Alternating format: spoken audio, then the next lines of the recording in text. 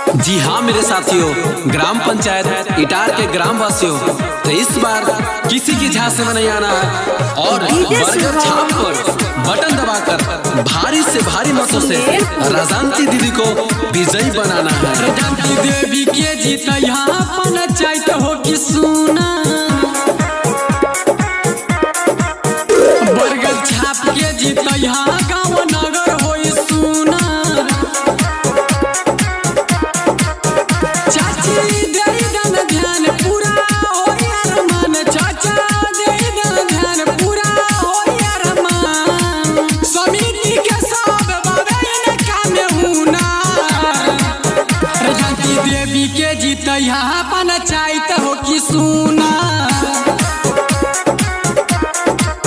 बरगद छाप के जीता यहाँ गाँव नगर हो सुना।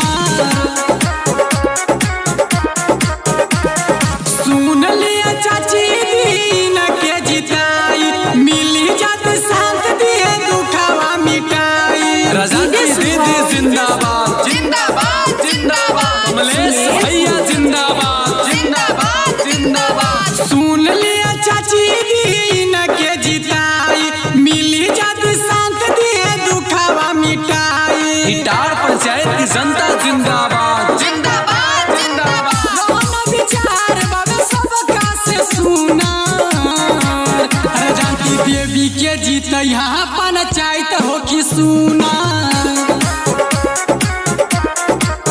बरगद छाप के जीत यहाँ गाँव नगर हो सुना।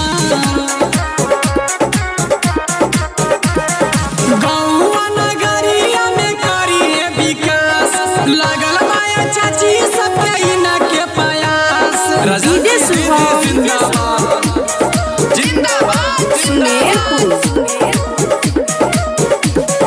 गाँव नगरिया में करिए विकास, लागल माया चाची सबके इनके प्रयास।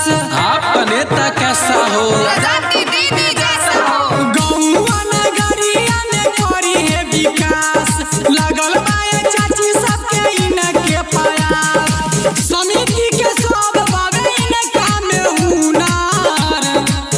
राजांती देवी के जीत यहाँ पंचायत हो कि सुना, बरगद छाप के जीत यहाँ गाँव नगर हो सुना।